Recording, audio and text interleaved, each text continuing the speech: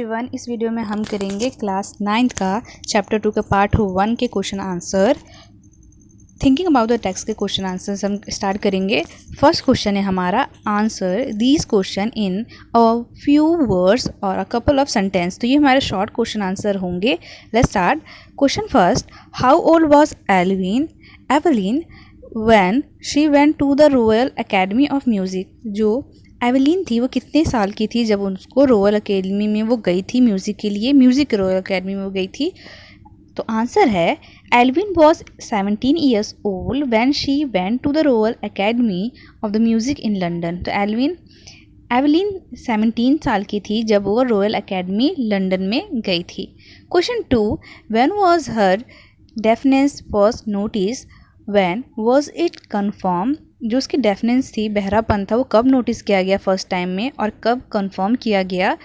Her deafness, answer 2, her deafness was first notice when she was 8 years old. ये पहली बार कब notice किया गया, जब वो 8 साल की थी, और कंफर्म कब किया गया, जब वो 11 ईयर्स की हो गई थी। ये हमारा फर्स्ट पार्ट का 2 क्वेश्चंस थे। अब सेकेंड पार्ट के क्वेश्चन पे आते हैं हम। Answer each of these questions in short paragraph, 30 to 40 words में हम इसका आंसर देना है। Question first, who help her to continue with music, what did he do and say. किसने उसकी मदद की म्यूजिक को कंटिन्यू करने में, जारी रखने में, और उसने क्या किया और क्या कहा। आंसर है percussionist Ron Forbes help Evelyn to continue with music. जो एक परकशनिस्ट थे रॉन फॉब्स, ये वो होते हैं जो ताल वादक होते हैं। He began by tuning two large drums to different notes. उन्होंने क्या किया, उन्होंने स्टार्ट किया ट्यून करना 2 लार्ज ड्रम को अलग अलग नोट्स में। He asked her not to listen to them through her ears but to try and sense the sound in some other manners. उन्होंने उससे कहा कि ज़रूरी नहीं है तुम इन साउंड्स को अपने कान से मत सुनो, क्योंकि वो डेफ हो रही थी, बहरी हो रही थी। इसलिए उन्होंने कहा कि तुम्हें ये साउंड्स अपने कान के थ्रू सुनने की ज़रूरत नहीं है, तुम इसको समझो, उसको फील करो, अपने अलग सेंस ऑफ ऑर्गन, अलग ऑर्गन से इसको फील करो। क्वेश्चन हमारा 2 है, name the various places and causes for Elvin which Evelyn performs. तो कौन कौन सी जगह पे एल्विन ने परफॉर्म किया था। आंसर है Evelyn with a hectic international schedule give solo performance at regular concert. जो एवलीन था उसका बहुत ही मुश्किल, हेक्टिक, डिफ़िकल्ट इंटरनेशनल शेड्यूल था, जहाँ पे वो क्या करती थी, सोलो परफॉर्मेंस देती थी, डेली बेसिस पे डेली कंसर्ट करती थी। अ पार्ट ऑफ दिस, वो इसके अलावा क्या करती थी, she gives free concert in prison and hospitals. वो प्रिजन्स को, जेल में, और उसके अलावा वो हॉस्पिटल में फ्री कॉन्सर्ट दिया करती थी अपने म्यूज़िक का। She also accords high purity to classes for young musician. और वो ज़्यादा उसकी प्योरिटी कहाँ होती थी, जो स्टार्टिंग के यंग म्यूजिशियन थे उनको वो क्लासेस दिया करती थी। क्वेश्चन 3 है, पार्ट 3 हमारा। आंसर द क्वेश्चन इन 2 और 3 पैराग्राफ। इसको हमें 100 to 150 वर्ड्स में हमें आंसर देना है। ये क्वेश्चन है, how does Evelyn hear music. Evelyn music को किस तरह से सुनती थी। तो हमारा आंसर है Evelyn hear music by sensing the notes in different part of the body. Evelyn music कानों से नहीं बल्कि अलग पार्ट्स ऑफ बॉडी से वो समझती थी और उसको फील करती थी।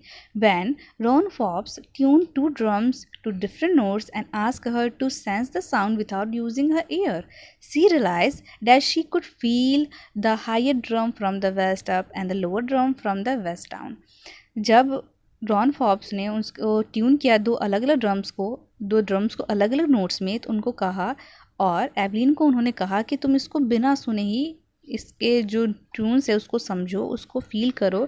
तो उसको फिर रियलाइज़ हुआ कि वो फील कर सकती है ये 2 ड्रम को, वैसे जो कमर के ऊपर वाले ड्रम से या फिर जो नीचे है, दोनों को ही वो फील कर पा रही थी। She learn how to open her mind and body to sound and vibration. उसने फिर सीखा कि किस तरह अपने बॉडी को, अपने माइंड को उसने ओपन किया और अपने बॉडी को ओपन किया, ताकि साउंड्स के जो वाइब्रेशन है वो आ सके और वो उसको फील कर सके। It was sheer determination and hard work. When she played the xylophone, she could sense the sound passing up the stick into her fingerprints. उसके बाद उसने ये उसकी बहुत ही कठिन दृढ़ संकल्प था और हार्डवर्क था जिससे उसने जाइलोफोन बजाना सीख लिया। जब वो जाइलोफोन बजाती थी तो वो जो भी सेंस था, जो भी उसके म्यूज़िक थे, वो फील कर पाती थी कि वो कहाँ से बह रहे हैं, कैसे जा रहे हैं। उसके स्टिक के बीचों बीच फिंगरप्रिंट से वो म्यूज़िक के वाइब्रेशन को फील कर पाती थी। By leaning against the drum she could feel the resonance flowing into the body. और उसके जो गूंज थे, जो म्यूज़िक का गूंज था, वो पूरे बॉडी में वो फील कर सकती थी वो किस तरह वो फ्लो हो रहा है। On the wooden performance she removed her shoes so that the vibration could pass through her bare feet up her legs। उसके बाद जब लकड़ी की परफॉर्मेंस होती थी, वुडन प्लेटफॉर्म पे कोई भी परफॉर्मेंस होती थी तो अपने शूज़ को निकाल देती थी और अपने पूरे पैरों से वो म्यूज़िक के उस वाइब्रेशन को फील करती थी। She herself said that music poured in through every part of her body. It tingled in the skin, her cheekbone and even in her hair। और वो खुद उन्होंने कहा कि वो म्यूज़िक मानो उनके पूरे शरीर अंग अंग में म्यूज़िक बसा हुआ है, पूरे बॉडी में। वो म्यूज़िक की झंझनाहट को अपने स्किन में, अपने चिक बोन्स में, यहाँ तक अपने हेयर्स में भी वो महसूस कर पाती थी। तो ऐसे वो म्यूज़िक को सुनती थी एवलिन। तो यहाँ पे हमारा चैप्टर सेकेंड का पार्ट फर्स्ट यहाँ फिनिश होता है। I hope you like it. If you like it please like and subscribe my channel. यहाँ पे स्क्रीनशॉट आप कर सकते हैं।